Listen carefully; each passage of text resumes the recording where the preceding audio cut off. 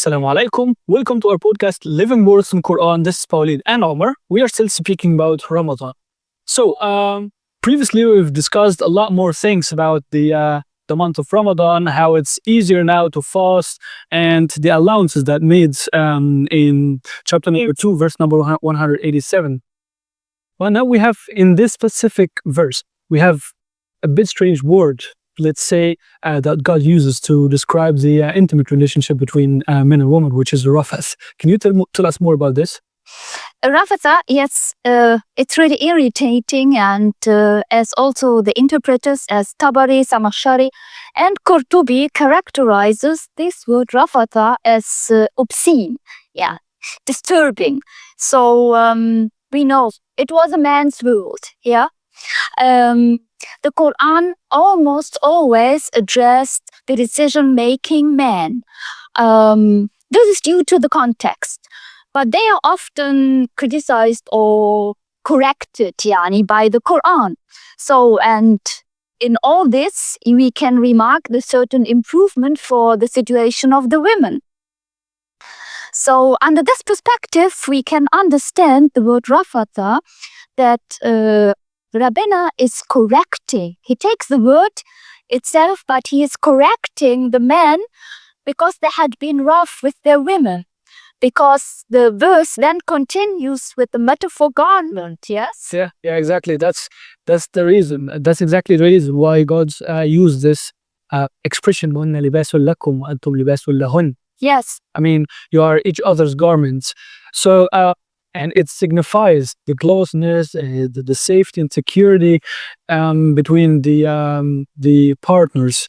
So, I mean, the word tenderness is the yes. It's a nice word for this, and because the romantic feelings, it was also something which had to be learned for these former tribes people. Yes, and the metaphor of the garment is really very beautiful to describe the reciprocity, the partnership, or the feeling of taking joy one in another.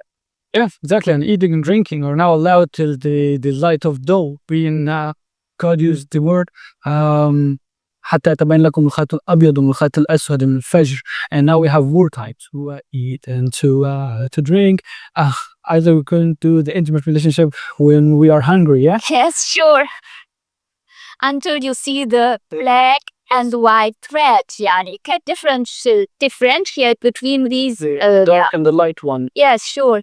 And one of the companions of the Prophet, he had understood it literally, and he was called a buzzard by the Prophet. So it just simply describes the time in between, as the Prophet said, neither the darkness of the night nor the brightness of the day. So it's a metaphor like this for recognizing the outlines of the things when it slowly becomes light. Yes, that makes sense. And let's move on to another concept which is mentioned in the same verse, which is atikaf. It means to retreat in the mosque during the last 10 days in Ramadan.